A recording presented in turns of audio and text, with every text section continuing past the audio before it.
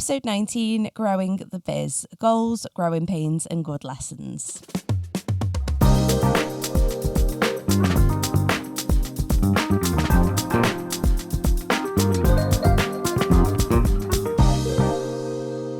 Jade. And I'm Ellie. And this is Really Fucking Trying, a podcast where we talk about the ins and outs and ups and downs of running a small business and being creative. In our previous episode, which was called Building the Biz, we told you all about how we started our business. But what happens after? Weeks, months, or even years down the line. So today, we're focusing on the topic of growing the biz, from developing your products, expanding your range, keeping the momentum going, and talking all about where our small businesses have taken us over the years. And today, we're joined by the brilliant Becci from Palm House Studio. Becci, do you want to tell us a little bit about yourself?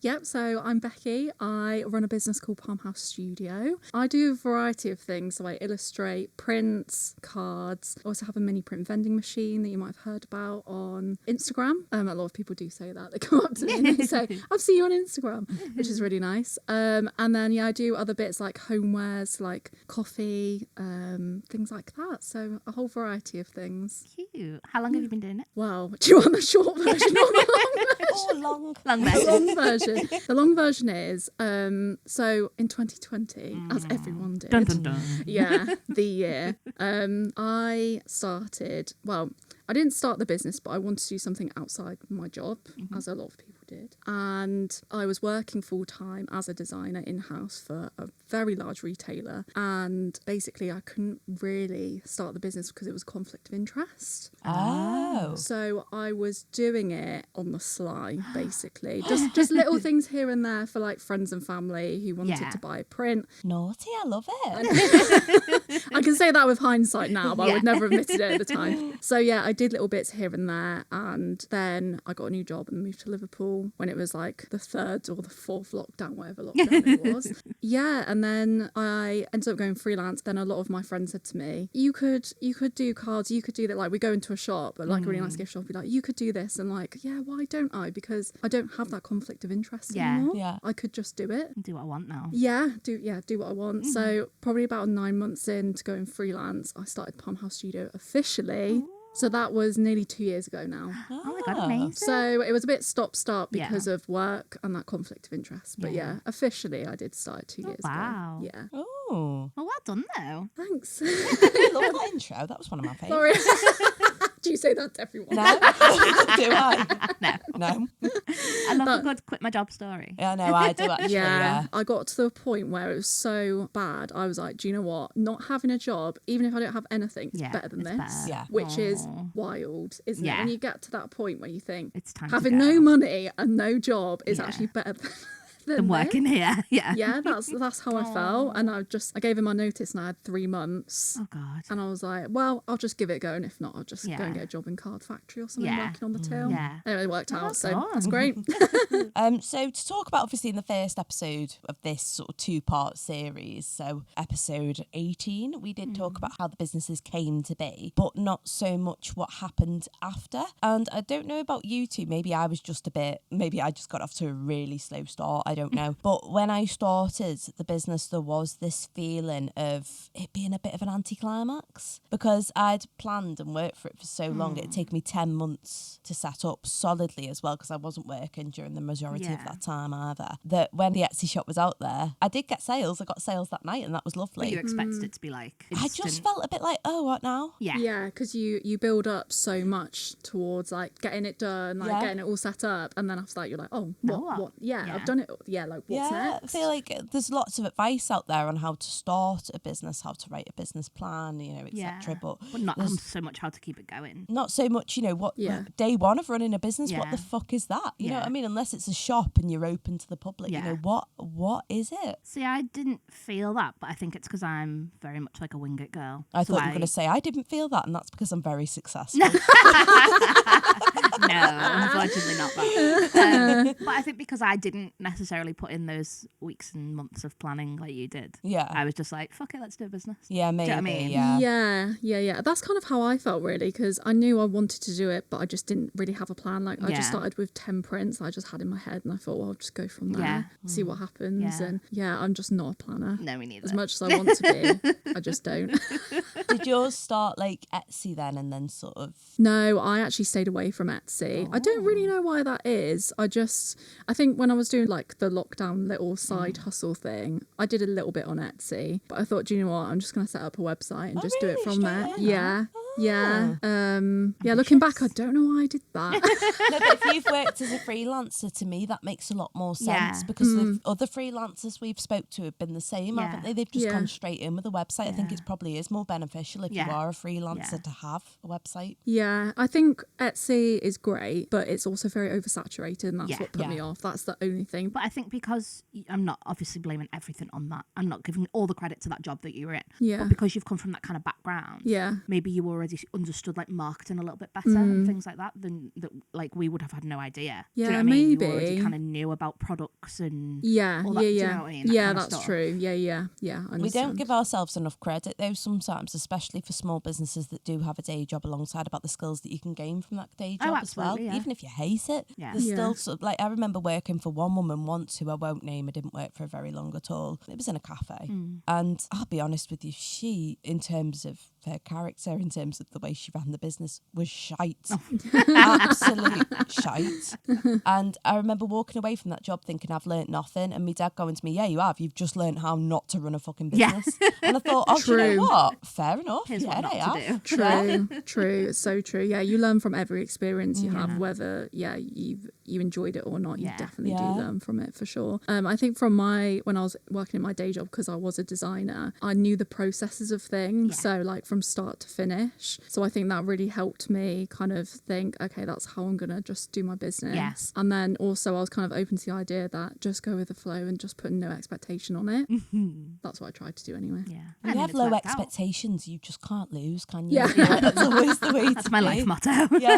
But I think because I'd spent those 10 months starting it, and you can't help but build up a sort of expectation. It's exciting, isn't it? For sure. And I still remember the night I launched the Etsy, I was in the shower, and for some reason I'd taken my phone into the shower. I'd never do that, but my phone had changed and it was my first ever sale. I still remember the person's name, still remember where it was going. It was the best feeling. Even in just those 5 minutes, it was suddenly all worth it. But just the next morning, getting up, going to the studio and thinking, what the fuck? Because they don't teach you any of this in, at least my experience, in college and uni. We did a whole episode about this, didn't we? But they don't go into, you could do this, you could do that. No. There's so many avenues that you can go down in small business that just might not seem apparent at first. I mean, even just to name a few things, selling online, which I think everybody goes to straight away because it's the easiest option. It's the most accessible. Markets, stockists, wholesale, commission, collaborations even. The list is endless of the routes that you can go down. And to be honest, Becky, that is why we picked you for this episode as well, because we think you've had some really good ideas since starting the business. The vending machine is, unmatched. Yeah, it is. It's become like a brand entity in itself. And how did that come about though? So I can't take credit for the idea. I definitely didn't come up with it. I saw a couple of people doing it in America, but I didn't see anyone doing it in the UK. And I thought, back to kind of the point of like Etsy and being oversaturated, I just feel like when I started the business, I was just like prints and cards, and that is just a really oversaturated market, like anything is nowadays. But I was like, how can I do something a little bit different that gets people excited about it, but also makes it accessible for people? And it's just a really fun way to kind of be introduced to my brand, and it's out there, and I don't have to be there like you are at a market, for example. So it actually kind of started out as a passion project. I was like, it will be part of my business, but again, like no expectation, see what happens. It might take off, it might not. And I just really put my all into trying to promote on Instagram, trying to get it somewhere in Liverpool as well for it to actually be used, because then that's when I was like, I can actually test it and see if people do like it and do interact with it. So I was pushing it on Instagram, and Baltic Market got in touch with me, and they were like, we'll have it. And I was like, that is literally like the place I wanted it to be. Yeah.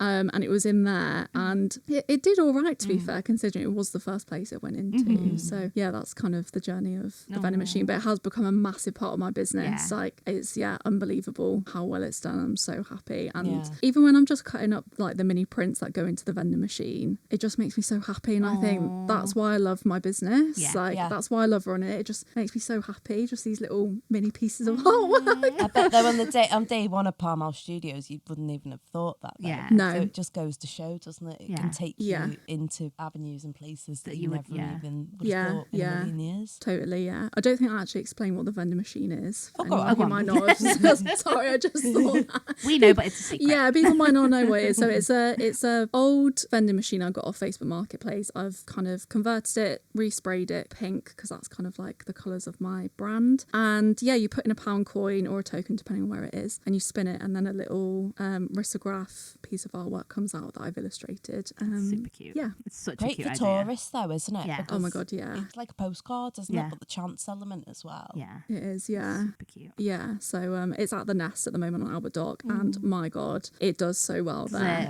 Yeah. Yeah. God, you have got really good spots there, haven't you? Yeah, it's like Albert Dock's just a tourist spot as well, isn't it? So even if a tourist comes from somewhere else, doesn't know it's there, they'll discover it. So it's a bit of a 2-in-1, really. Oh, wow. Yeah, started out as a passion project, and now it's a massive part of my business. So yeah, it's evolved. Oh, that'll be really inspiring though for other small businesses to hear though, because you know someone might be sat at home thinking, well, I've only got an Etsy and that's not going great. Yeah. There's so many other things. Yeah. There really is. Like Ali said, like you never would have thought about that like right at the beginning. No. You wouldn't have thought this is where the business is going to take me. Yeah. So my business was very, very different when I started out, in terms of even down to like the artwork I was making. Like it wasn't really, I had a style, but it wasn't really me, if you know what I mean. Like I was drawing like little woodland creatures and it was cute and it was fine, but it wasn't really what I wanted to do. And I think it just kind of, it's evolved over time to be more me. And I think the brands come naturally with that. So I think when you're starting out, it doesn't have to be perfect straight away. Everything can be built on. Again, like when I started, it was very much like I was trying to do things that I thought people will want to buy that. And now it's more, what do I want to make? If someone buys it, that's great. If they don't, that's also fine, because I've enjoyed doing it. That's so important though as well. I feel like is. if it's not something, if you don't like your own products, how the fuck What are you going to you sell them doing? to other people? Yeah. I always think that. I just don't think you can genuinely. Yeah, it's so true. And I always think your small business is you. Yeah. And if you don't like it, then it's going to come across to other people. People will kind of get the vibe that it's not from you. I don't know. It's really hard to explain, but I always think Palm House is me. It's just an extension of me. And everything that I like, I'm just going to put out there. And like you said, if it does well, it does. And if it doesn't, that's also okay. But at least you're doing what makes you happy and you like doing. I think people can tell when it's like inauthentic, when you're not passionate about it. I remember buying something at a market once and I was so into it. I just loved the products she was making. They were brilliant. But she was like, oh, it's just a little hobby while I'm in uni. She was like, I don't really get why people are into it. And I just thought, oh, wow. I thought you've got such a good business. Yeah. Shut your mouth. It was almost perfect. You don't say anything because your products are actually spot on. You just need to get on board with your own business. Yeah.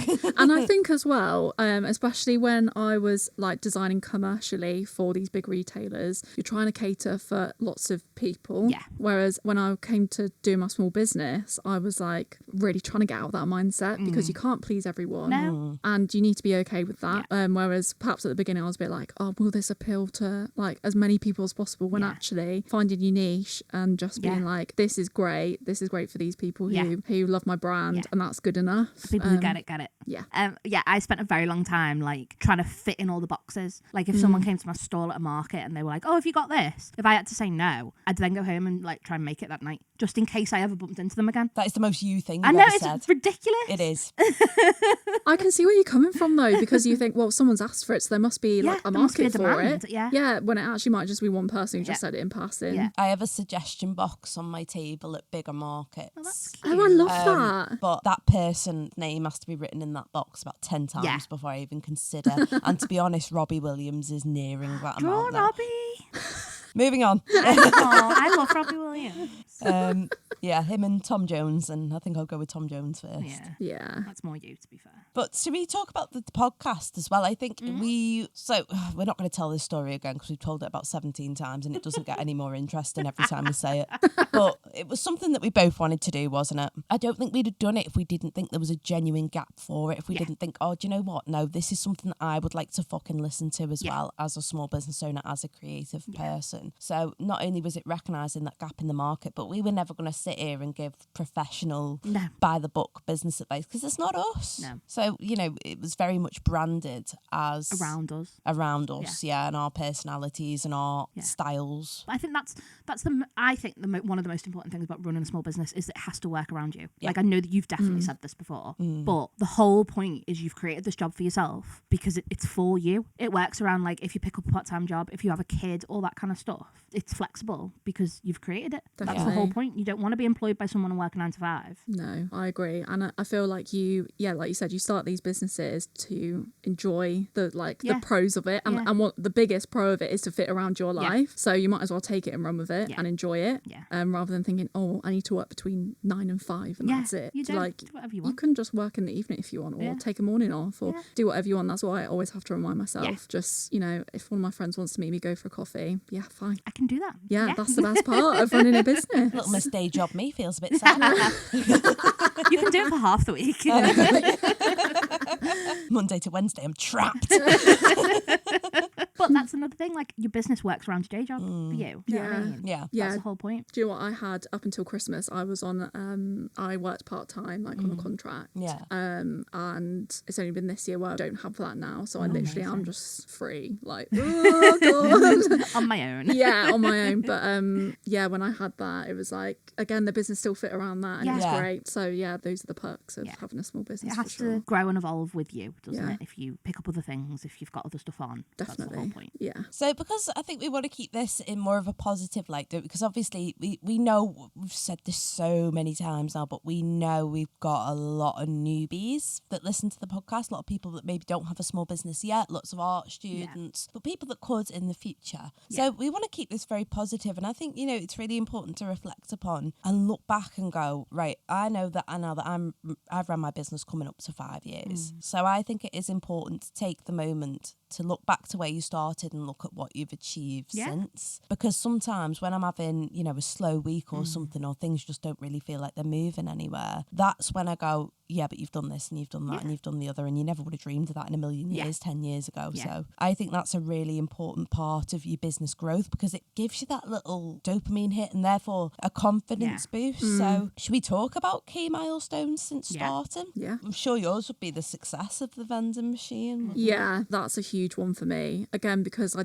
had no expectation of it. I didn't know how far it was going to take me. So yeah, for sure, having the success of that has been huge, and it has changed my business genuinely. And I keep remaking this reel because it does really well in terms of views, but I did one about how it's changed my business, and then that reel changed my business. It was like a self-fulfilling prophecy in a weird way.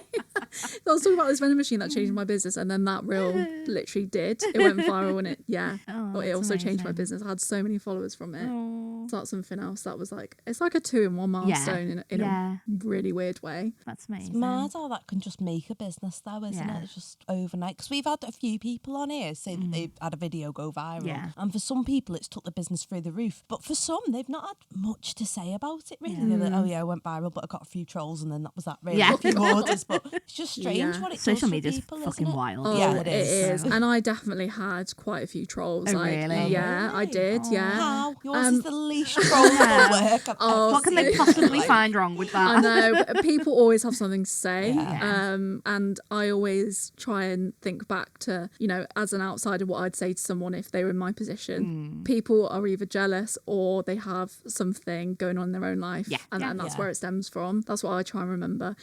I got featured in the Echo before I went into Bolton Market, because I was like, I need to try and get people to like seeing it or whatever. And there were some comments on that article about me, and it was all middle-aged blokes. Oh. And I thought, well, that's just typical, isn't it? Yeah. That is just so typical, and I just think, you're sad. Stop ruining it. Yeah, I know.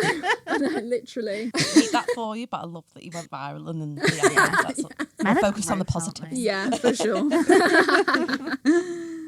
Would your milestone be the shop? Um, Don't fucking you said in like episode 8 my dream is to open a shop, and now you've opened a fucking shop and I'm going to you, Jade, is your dream opening the shop? I don't know. What I was going to say about this is, yes, it is. Yeah. But I find it really, really hard because deep down, I'm like, I think you should celebrate every single thing because you've created this job out of nothing. And I think even just that is worth celebrating. And you should celebrate every time you get an Etsy order, every time you get accepted onto a market, all that kind of stuff. But also, I haven't fucking got time.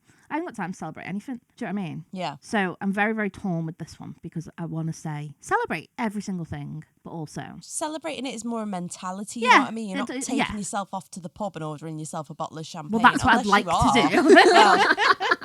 No, but it's a mentality, isn't it? It's a fucking go me, I'm fucking great. You know, it's that, isn't it? And for me, I think the milestones that I've had, and this sounds a bit, but the most nerve-wracking part of starting my business was not starting the business; it was doing my first market. That struck fucking fear into me, and the fact that it was a competition as well, as I've talked about a lot, it just made it 10 times worse, to be honest. But I knew I had to start somewhere. A market that was tailored towards people doing their first market, younger people, seemed like the right thing to do. Everyone's like in the same boat, kind of. Yeah, and it was a competition. You know, you start at town heats, go through to regional finals. If you get through at the regional final, it's the national final at Stratford-upon-Avon. Going into that competition, not really understanding it. I remember having it sort of explained to me and being like, okay, I'll just be pleased if I can survive the day.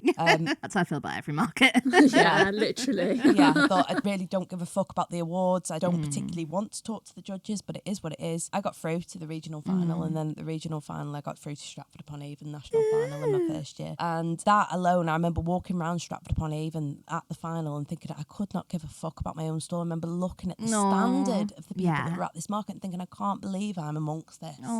This is fucking huge. Yeah. And then next year entering, won the Northwest Young Trader of the Year. She's good. Got a little trophy on my shelf. That is And amazing. it's not about the awards, but that was just such a, I actually am good. I'm good at what I do. Yeah. I think sometimes like milestones come with a bit of validation as well. Yeah, they do. Because sometimes you have it in you to start the business, but you don't necessarily think it's absolutely amazing. It's groundbreaking. Yeah. But then when things like that happen and you reflect back on it, you're like, actually, I'm fucking sick.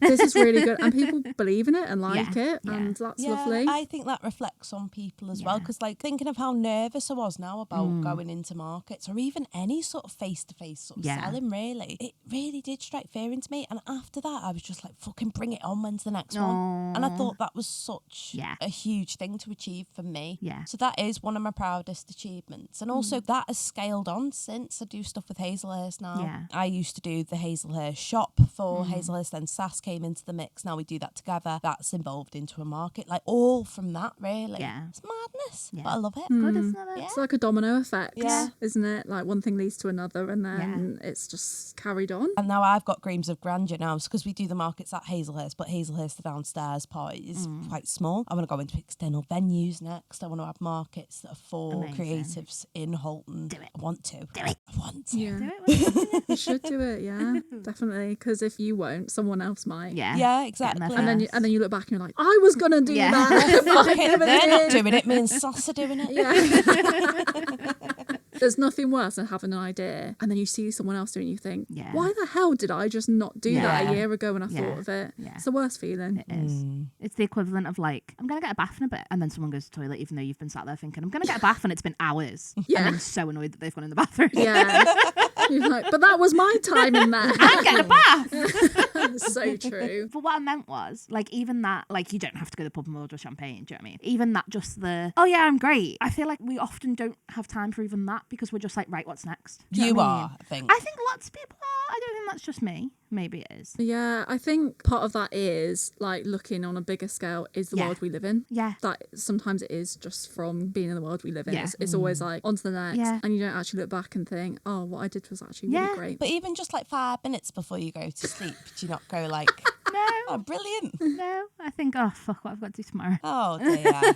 You okay? Do we need to have a chat?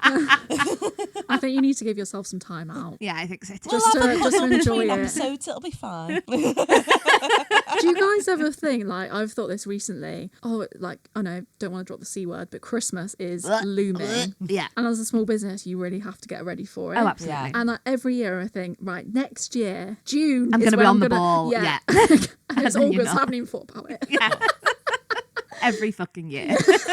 I don't even do Christmas products, and I'm don't, still like, no. oh, it's commissions for me. Yeah. I Yeah. do have to think about them sort of September, Yeah. October time, Yeah. but I think I've been doing it now enough to learn the balance a little bit more. Yeah. Watch it all go to shit this year.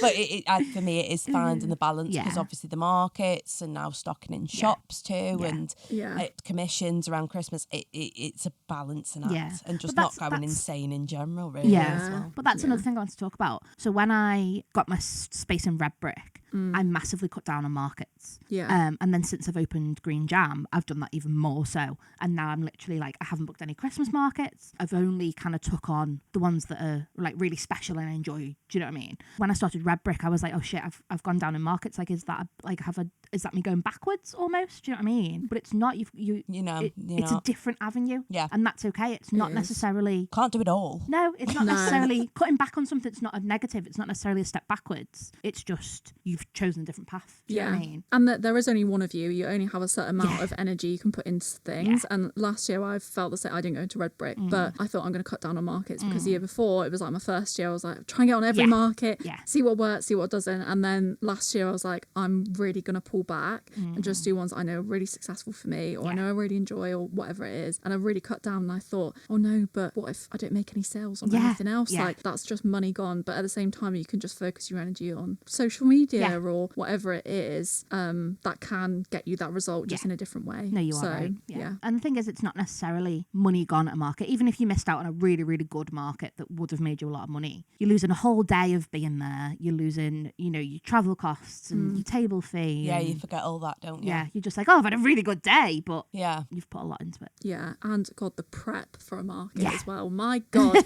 I forget every time. I'm like, I'll just do it the day before, and then it comes to it, I'm like, why didn't I do this a week ago?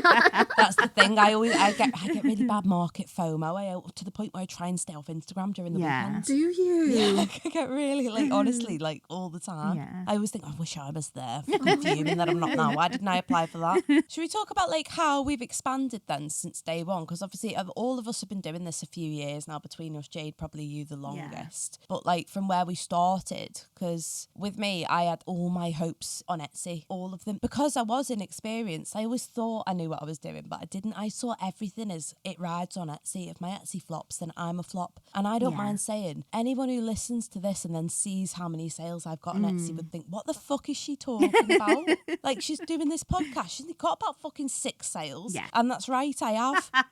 But do I consider my business a flop? Nope. No, it's not. No, not It's at not all. at all. But I think that stems from what we always say about uni and stuff. They don't teach you what the business can be. I don't know if you went to uni or not. Yeah, I did. Yeah. But I had no idea that your own small business was even a thing. No. Really. So I think because of that, you just learn from what you're seeing. So going to markets and things like that really opened my eyes to what a business could be. But then I thought, well, if I don't want to do markets, I do want to do markets, but I thought I had to at that point because I was like, well, that's what they're doing. So that's what I have to do. If I don't want to do that, what's the other avenue? And I had no idea. Yeah. Which I assume is how you felt, Ellie, about Etsy. Yeah, I think from an outsider's perspective, Etsy's where it's at. Yeah. At first, yes, it was, because, I didn't wake up on the first day of starting a business and going, oh, I could do this and I could do that. I was very much like, no, just Etsy, just selling online. I need to make it. Yeah. To make it, I need to sell on Etsy. Yeah. It's not that at all. So, as I say, for anybody who is new to it that maybe hasn't looked beyond selling online, there's still so many options. Yeah. And I think if you don't know, you don't know. And obviously that's a very obvious thing to say, but that's the problem, because I think often I haven't got hours and hours that I can put into researching other avenues. So I think until you see someone else doing it, you don't know, which is why it's so important for us to keep getting like different guests on that do different things, and why the podcast is so important to people, to us, to other people. Do you know what I mean? Because it's all just things that you might not have thought of. Yeah. And I think that's why we wanted you for this episode, because you've done something incredible that has completely changed your business. But I'm not necessarily saying everyone go out and copy Becci. But Please don't. But what I'm saying is, think outside the box. What's that thing that's going to make you stand out from other it's people? inspiration for me when I look at other businesses doing well. They'll be nothing like what I'm doing. Yeah. What you do is nothing like the artwork I produce, but it's still really inspiring to watch and go, oh God, they've had a brilliant idea and now it's made them loads of fucking money. I love that for them. Yeah. Do you know what? I follow a lot of like fashion businesses or like people who have become really successful, and I use that as inspiration, even though it is, like you said, completely different. I follow this girl called Amy Smell. She runs Odd Muse. I don't know if you've heard of it. It's like a fashion brand. Right. And she's grown it humongously, like ridiculously, and I'm like, wow, like that is just so inspirational. My business will, I doubt, highly doubt will ever get to that level, because fashion is so different, but you still take things from it where you're like, what you've done is amazing, and I could probably, you know, take elements from that to make my business a bit more successful, whether that's what you post on social media or whatever. Sometimes it's not even a case of what you're doing and where you're selling. For me, I started with just the large prints, so the 12 by 12 prints and the greetings cards, only 2 products. Since then, I do a various range now of print sizes. Even that's helped me loads, and that was just as simple as cropping them down to different sizes. That was it, and that's helped me so much. The only reason I did it was when I did my first market to make my table look fuller. But since then, I've just ran with that because it works. I think, again, like what I was saying before about, I'm such a people pleaser, and if somebody said, have you got this, and I didn't, I would go home and try and think how I could make it that way. Like, that's not, obviously that's unhinged, but you've got to kind of take inspiration from things like that as well. Like, if somebody at a market is asking for something, maybe it is a good idea. Like, it's not necessarily always, I'm not saying that, but potentially there is a market for that. And I think your products have to, I'm not saying change your style all the time, but your products can keep expanding. Like, I started with 1 bookmark and 1 postcard on my Etsy when I opened it, and that was it. And I never thought I'm gonna have stickers and badges, and do you know what I mean? I never. But that's like the main thing. If I think of your business now, I think of stickers and badges. Exactly. But you just don't know, do you, when you start? Yeah, and I think it's picking like the right things you want to pursue as well. Not thinking I'm going to spread myself dead thin and do everything and anything. It's like what actually fits within my brand. So like for you as stickers and badges, it's probably a no-brainer to do that, because it fits within like that demographic of people who shop with you. Kind of similar with the vending machine. That's kind of why I wanted to do it, because like I said, it was different kind of, it's a vessel where my stuff can be accessed from. But then also I could make it really fun, and it's a bit of novelty, and that still sits within my brand as well, and that's a part of it. So I think it's not thinking, oh my God, I need to do absolutely everything just to make a couple of sales. Just really think about those things that you think that still sits within my brand, but it's a new product, or that's how I want to expand my range, or and whatever. that is where your market research comes in, because you need to know who your products are aimed at, but then also beyond that, think, how can I appeal to more demographics? So the reason I went for smaller prints was because I thought, you know what, a fucking university student who's moving into a new dorm or whatever it is probably can't afford an £18 print to have on the wall, whereas a little £3.50 one that they could just shove anywhere, you know, it's more accessible. It's more accessible. But also it's a good thing that you said about listening to your customers, and obviously we're not saying go home and make a product just because a customer tells you should. But don't do that. like I mentioned, I do have a suggestion box at markets for that reason. I sort of want to see what people are thinking, what people think would suit. And like I said, if somebody puts something in my suggestion box once, I don't immediately read it and think I must do this. But when it comes up repeatedly, that's usually my signpost to go, okay, this is something you need to think about. But when Sassy Makes moved into my room, my studio, when she came into my studio to split the room with me, she was very much your sort of route, Jade, stickers, badges, and she went to me, why aren't you doing this? And to be honest, I was still very much in my fine art head. I am fine art trained. I'm an artist. I don't do stickers and badges. I do prints. That's it.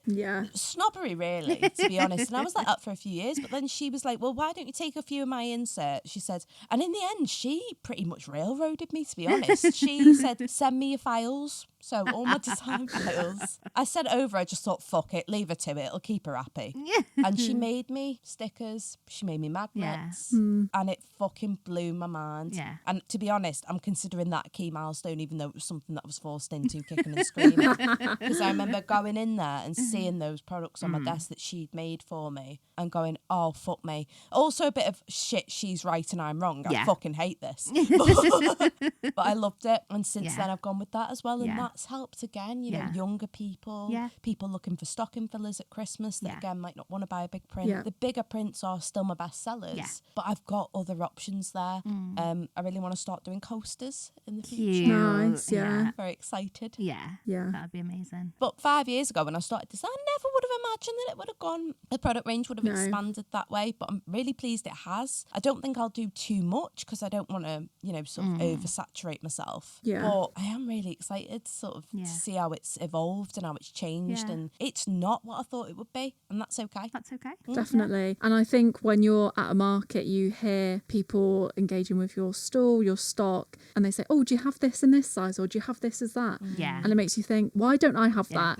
Maybe I should. Yeah, you do. Yeah, like just the interaction with real life customers, even if you have a terrible market day, but you get lots of people looking, just hearing people talk about your stuff, it can get your ideas going. Yeah. Even if someone doesn't suggest anything, just people talking about your stuff, it makes you think, oh, maybe I should do that, or this is a really good idea. It's like real time, like that's why I think face-to-face selling, whether it's market or whether it's even just you showing your stuff off, be it networking events, things like that. There's always something to take away.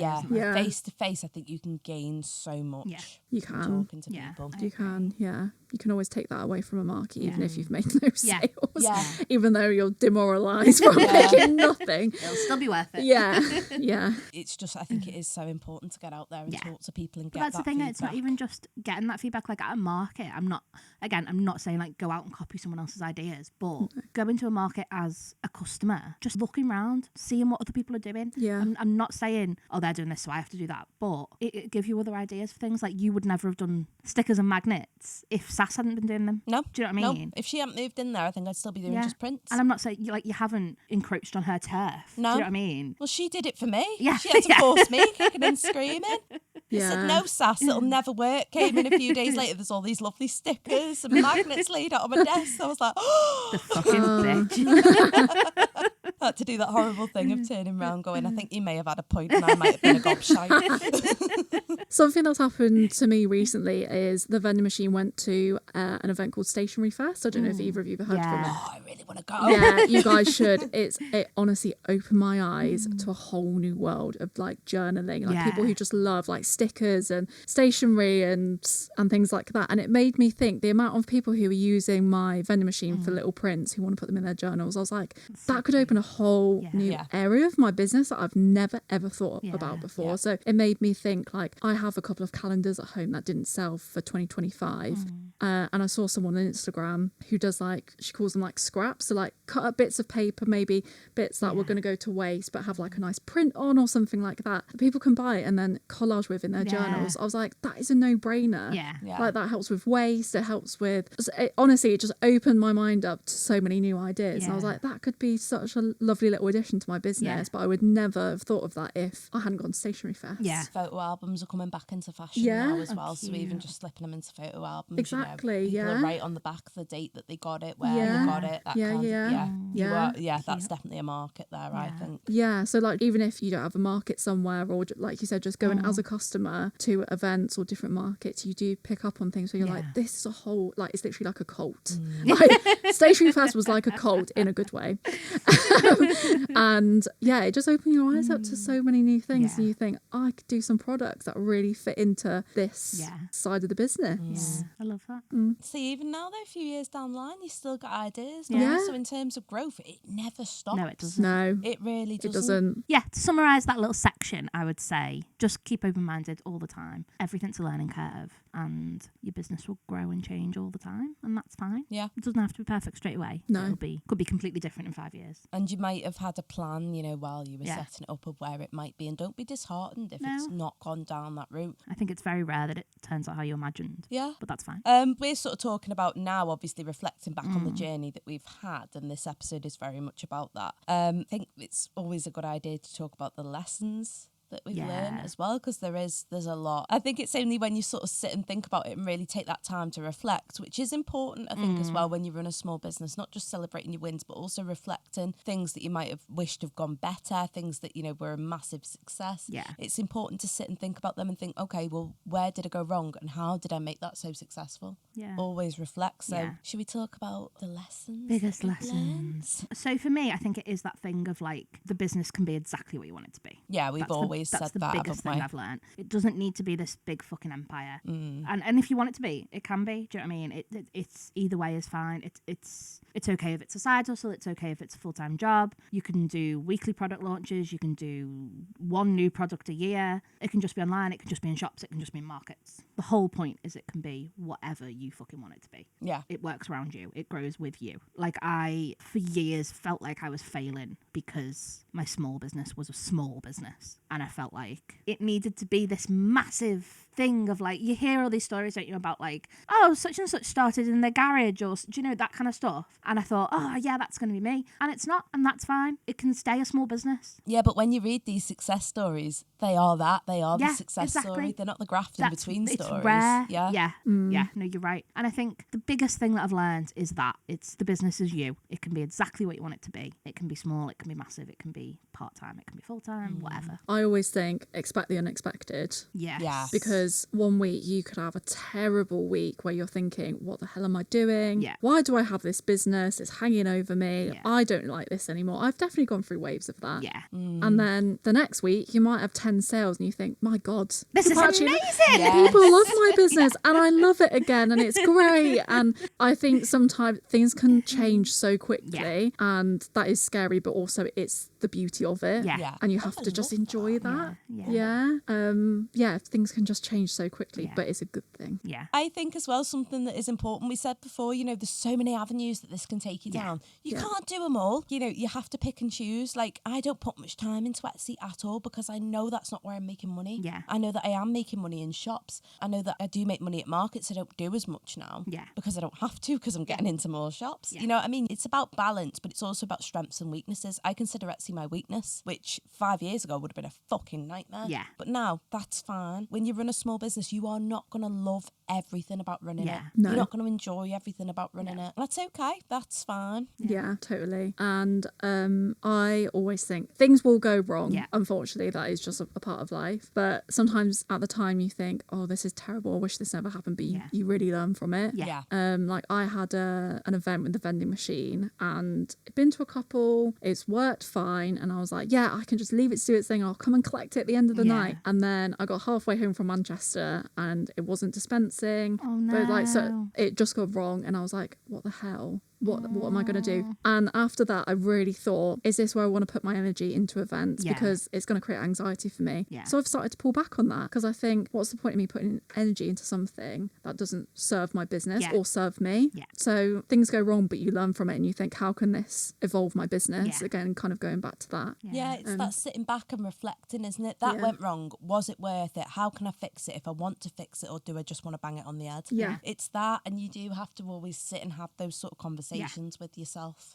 I think that's the key to evolving and growing as well. Not just definitely. your business, but you as a person. Yeah. No, definitely. Yeah. This leads us in too nicely, though. You know, we've all been doing this for a number of years now between us all. You know, perseverance is key, and that is difficult because that's your mindset. You are your business is you.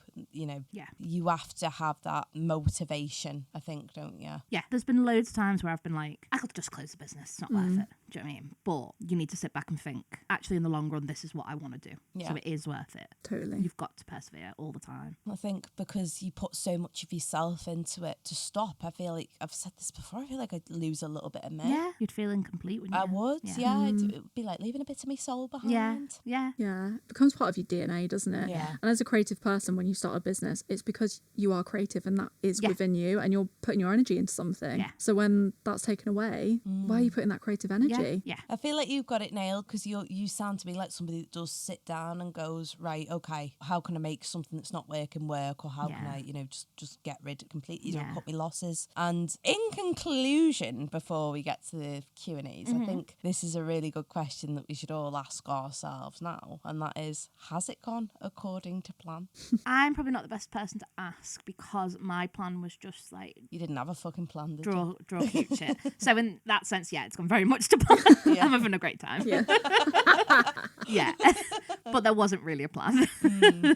Yeah, I'm the same. I didn't have a plan. Yeah. I didn't have expectations. I just don't plan stuff. Yeah. And even when I did, like, the start of this year, I was like, right, I'm going to expand like my wholesale side of my business, all this stuff. And then have I done that? No. But yeah, that's okay. And I've put my energy into other things. I've grown other parts of my business that I'd never thought would exist or existed. So yeah, I didn't have a plan. So maybe it kind It of has exceeded expectations. Yeah, definitely. But it depends what kind of person you are. Yeah. You love planning and you love hitting targets and stuff. Like But I'm just Ellie. not. Has it gone to plan for you, Ellie? No.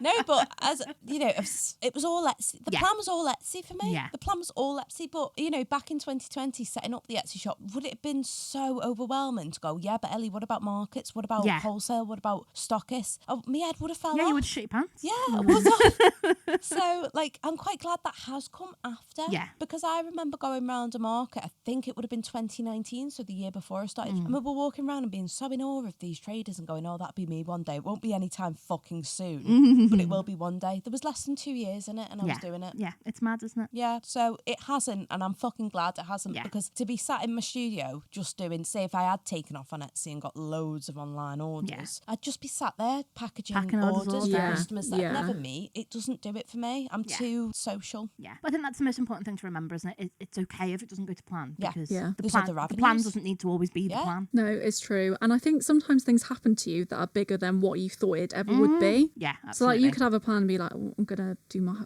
wholesale, my stockist. But then something happens that is so much more successful than you ever thought it or could imagine it was, which is also the beauty of having a small business. It's going with the flow. Yeah, but technically, because that wasn't in your plan, does that mean your plan's failed? No. No. It just means your plan's different now, and that's okay. With the podcast as well, I think for me, I mean, I don't know what kind of expectation Jade has. I don't really think we ever sat down and said, No. what do we think this will be like? We just sort of said, well, we want to do it, so let's fucking do it. But that's gone way beyond my expectations. Yeah, oh my God, yeah. I thought when we launched on Instagram, no one would give a shit. Yeah. I thought it would take ages to build up. Yeah. And the response has been brilliant. And it's, for me, it's the perfect middle ground as well, because people are always messaging us and getting in touch, but it's not overwhelming it's either. lovely, It's isn't a it? nice little community that we've built for ourselves, and I really enjoy that I about do. it. I think because we obviously have like a few small business friends from doing markets and things like that. When we started, I thought, oh, maybe our friends will listen. Yeah. That'd be nice. But like you, for example, Becky, like I didn't know you didn't know us. No. Do you know what I mean? Yeah. And now you're here sitting on the couch with us. We never ever would have even imagined that would Yeah. No, ever be a thing. Totally. Do you know what I mean? Yeah. We never thought anybody would apply for a guest No. that didn't know us personally, Yeah. did we? And we've met so many boss Yeah, people. we have. It's been absolutely great. Yeah. I love it. So what's next for us three, do you think? Where are our businesses heading in the next 12 months? Do we dare plan? No. I think we've established that doesn't work. No, I don't plan at all. Even if I wanted to, it wouldn't go to plan. So that's why I kind of don't really. So for me, I'd say, so for the Jade Mute Dog business, my 12-month plan is to just kind of keep going. I've got ideas for new designs and new products and all stuff like that, but it's a case of like finding time to do them. Yeah. So my plan literally is just keep it going. With Green Jam, I really want to keep expanding. We've only been open since April, so we're still kind of in that bit of like ironing things out and figuring stuff out, do you know what I mean? But we're still figuring things out with workshops. We've had some workshops that have sold out. We've had some workshops that nobody has signed up for, but I think it's all, again, it's just trial and error, isn't it? And then It's a learning curve as well. yeah, and we've got like loads planned for Christmas and Valentine's and all stuff like that. And then with the podcast, Ellie, We do really want to expand the merch range, actually. Obviously, we don't make any money from this currently, do we? No. We don't mind saying that. We don't mind. We didn't go into this thinking we'd make money. just having a nice time, aren't we? But I think one thing that shocked us straight away from almost the moment that we put the logo together was how well our artwork works together, or at least we think. Yeah. But in doing in trying to keep the Instagram posts very creative, I think maybe people don't realise sometimes is that is usually stuff that we've drawn ourselves mostly. Yeah. It's not, it's not canvas stuff. Yeah. It is stuff that we have drawn out ourselves. Yeah. And I've been drawing things specifically for the podcast that aren't, I'm a portrait artist, but obviously I can draw, but drawing things that aren't portraits just for the podcast has actually been really fun and easier. So I feel like I've got an idea in my head now, whether Jade will approve it, because it's using all of Jade's typeface as well, which I now have access to. Jade will approve. But yeah, I've got a few ideas in my head. Yeah, but yeah, we really want to expand the merch range. We'd also really like to do like a networking Oh event, yes, we would, yeah. Oh, that would be great. Yeah. We've got 2 potential venues for that one. Really, we need to sit down and actually work it out, but we're really excited about that. But we want to do like a small biz gathering. That'd be great. That'd be really cute. It's like a house party, really, but but just small business owners. No, that would be really fun. Should we put that on our 2026 to do? Yes. But in terms of my own business as well, as I say, I've actually really enjoyed drawing podcast stuff, which does make me think maybe I do want to diversify as well and maybe move outside portraiture. Yeah. Do something a little bit more generalised. Whether I actually will. I'll be honest, I've had no time to draw this year. It's been focusing on stock. This year's been very much for me getting into shops. Between that, markets, things with the studio as well take up a lot of time too. I do a lot of work with Hazelhurst. I do want to spend a lot more time drawing next year, because there hasn't been much of that this year at all. It's okay, because I consider this year very successful. It's just not been the most creative. Yeah. I'm not beating myself up for that. It's just not the way it's gone. I know I've been fucking busy. Yeah. But yeah, I'm actually really excited just to see what I come up with, to see what happens. We'll regroup in a year and see if we've actually done anything. We're in this world where everything's like, go, go, go. Yeah. You must expand, you must grow, you must do the next step. And sometimes it just working for you on a low level is amazing. Yeah. And that's totally good enough, and that's great. Yeah, it really is. And also, I think when we hear these things, about the hustle culture, they tend to not be small businesses. They tend to be medium-sized businesses or even larger businesses. And you've only got 2 pairs of hands. No, you haven't. No, I haven't. Fucking hell, no wonder you're doing well. You've only got the 1 pair of hands. You haven't got 2. Do you know what that noise means, Ellie? No. It's time for Q&A. Is it? Yeah. Oh. So today, as every other day, we've got 2 questions. So question 1 is from Anonymous, and they've asked, do you worry about competitors? I dropped out of a market recently because upon seeing their list of traders at the same market, there were so many people doing similar products to me and I panicked. My partner thought it was really silly of me and said I need to be more confident about my products, but I hated the thought of coming away from that market feeling disappointed. Oh, that makes me really sad. makes me really sad. That person felt Do you like know what, that. though? It is relatable, though. It is. And we're all only human at the end of the day. Like, you can compare yourself in so many different ways across lots of different elements of your life. Yeah. What I would say is, if I felt like in that position, you've got to remember your business is you and no one else. This sounds so cheesy. No one else is you. And the product, I don't know like what kind of products this person creates or whatever, but say if it was like prints, for example, for me, and probably relatable to you guys as well.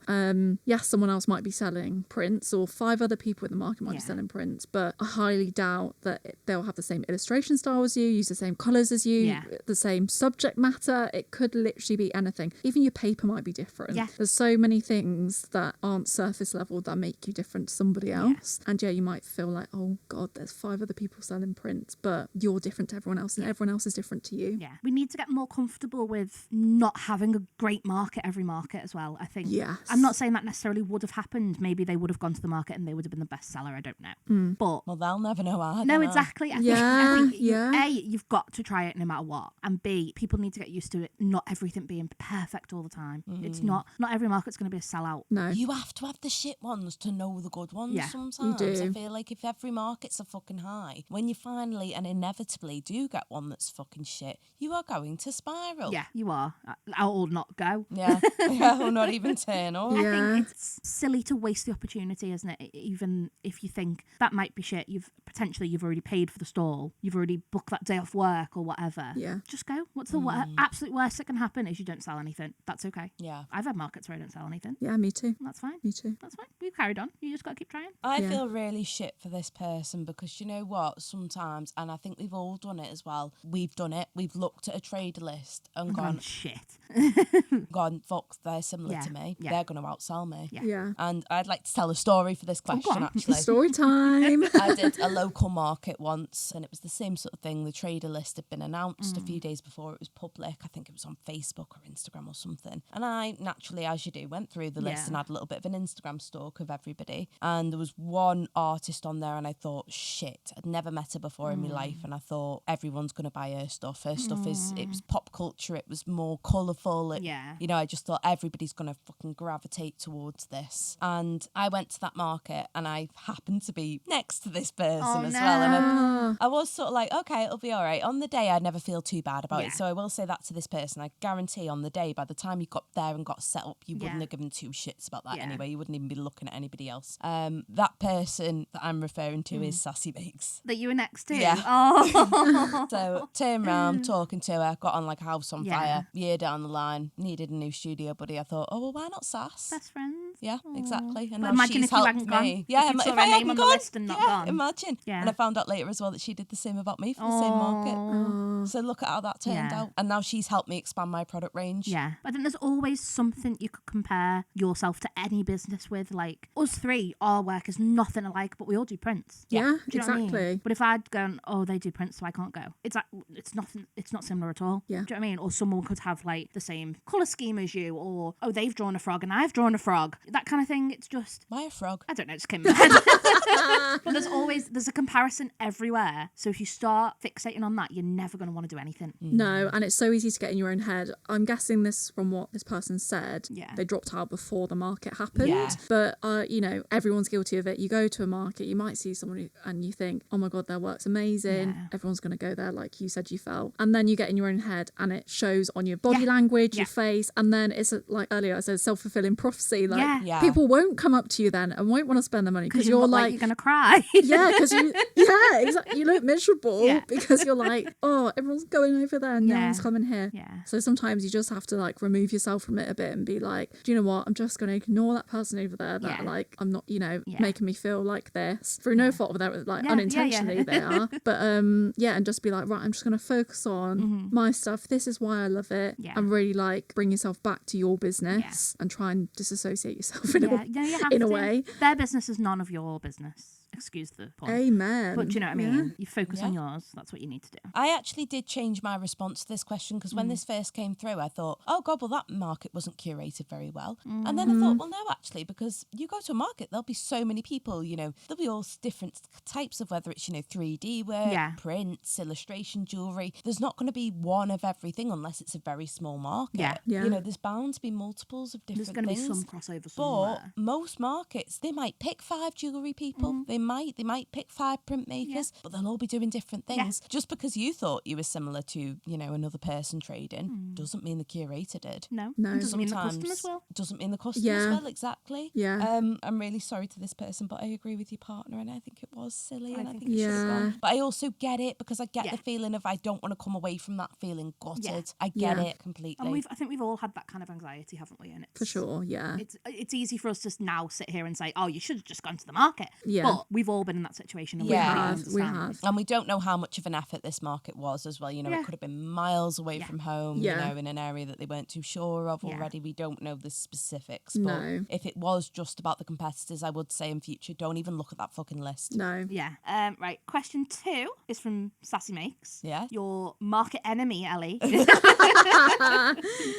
Sass has asked, shag, marry, kill, small biz edition, selling at markets, selling online, networking events. Easy. Go on. Oh, actually, hang on. Do I even understand what shag, marry, kill is? So if I shag them, can I just shag them once and then never fuck with them again? Yeah. Right, okay. Marry is just for life. Yeah. And kill is obviously kill. Murder. Can I go first then? Yeah. So marry, selling at markets, kill, selling online, and shag, networking events. I don't mind the odd one. Wouldn't want to do them all the time, but... Okay. You know what? I like doing markets, but I think I'm going to put that as shag. I think I'm going to marry selling online. What? It's easier, innit? Oh, okay. I haven't got to get dressed. Oh, yeah, okay. And then I'm going to kill networking events. I do like networking events, but I've got to kill someone. Yeah. Yeah, I'm with you on that, Jade. Yeah. I'm exactly the same as you. I want more shag, marry, kill questions. Can people submit Write more in of with more of these? them, please. Is that us done? I think it is. Okay, so that's it for this week. Hopefully we've given you a bit of insight into what goes into both starting and running a business. A huge thank you to Becky for joining us. Thanks We've really for having enjoyed me. it. Yeah. If you enjoyed this episode, make sure to give us a follow on Instagram at Really Fucking Trying. We love hearing from you guys. We do. So if you've got a question for us or you want to apply to be a guest, you can check out the links in our bio. There's also a Ko-fi link if you want to support the podcast. You can help your girls get paid. You can buy us a coffee. You can grab some of our merch. And on the next episode, we'll be talking about a slightly heavier subject. We'll keep it light. We'll keep it light. But I think it's an important one to cover because it's something that probably happens to us all at some point. And we will be joined by another fabulous guest. You're keeping it cryptic. Keeping it cryptic for the time being, but we will announce it on Instagram though before the episode goes out. Another reason why you should follow us on Instagram. Another reason. So we'll see you all in 2 weeks. Thank you for listening. Thanks. Bye. Bye.